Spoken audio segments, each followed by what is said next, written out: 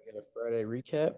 So going into the day, I was pretty bearish. Um, let's see. Yeah, we're like at nine. Nine, we were down here. We got the small displacement candle, but we're displacing into this hourly for value gap. And after dumping this much, I'm mainly bearish.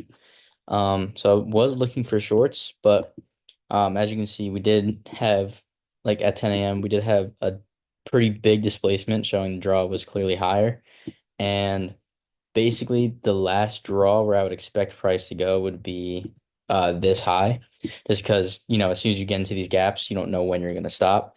There's no targets really. So um go like honestly today there was like no A plus trades in my opinion. I didn't take anything, but I'm just gonna go over generally what I was thinking. So yeah, 9:30 open. We were chopping beforehand, but then we displaced right to this London high, and then we inverse these gaps. And so initially, I was thinking that the draw was lower, but there was this 15-minute gap that we tapped into. So before I decided to see if the draw was lower, I wanted to see that 15-minute gap inverted and you know seeing follow through to the downside. But yeah, as soon as we tapped into that gap, we came back up. Uh, we swept this high out again.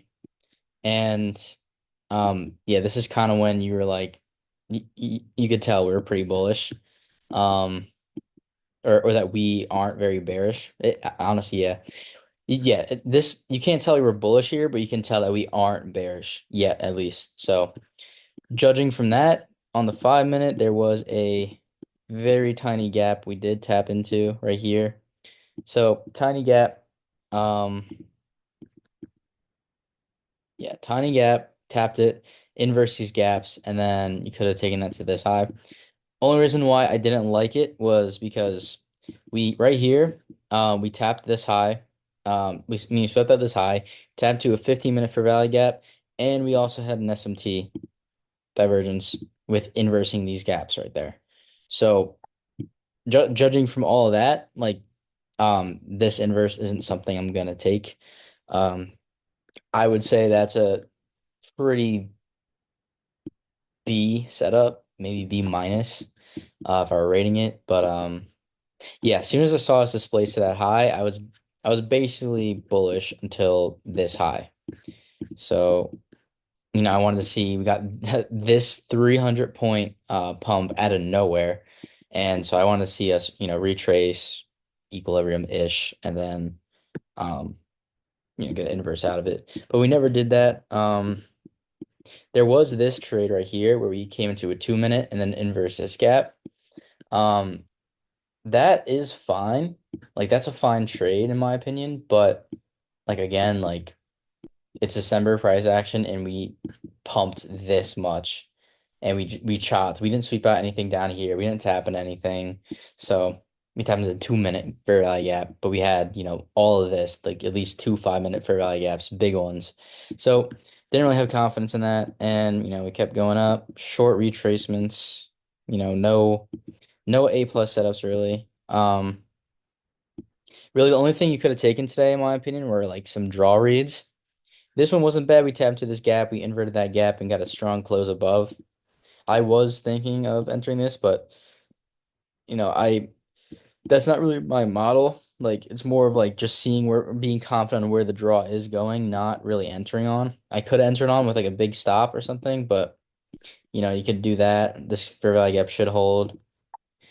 This reaction out of that gap, on the 30-second, I'm willing to bet that there was some fair value gap there that got inverse. So, nice short read. And then yeah, this is the last high that I wanted to see get hit. And yeah, as soon as we hit that, I don't know what we're gonna do after that. I don't know if we're gonna keep pumping and I'm not gonna take an entry in with that, or if we're gonna dump. Um, but by that time it was 11:37, so I just got off the charts and yeah. There was a somewhat okay trade. We came over this high. We displayed strongly above it on both NASDAQ and ES. We got a deep retrace into this leg and then got this inverse right there. Now this is exactly what I would want to see before we took out that final high because like there's no targets besides this internal high, and we definitely don't need to sweep that after taking out all the targets. There's like no targets. You don't know where the target is. So it's the only reason why if I was on the charts I wouldn't have taken this. And as you can see everything else today was kind of mid. There was a short right here after this gap was inverse, I guess. Um But yeah, no, like no clear displacement. When there was, it just got like another V shape. Like clear displacement right here, then inverse. And then you got this inverse.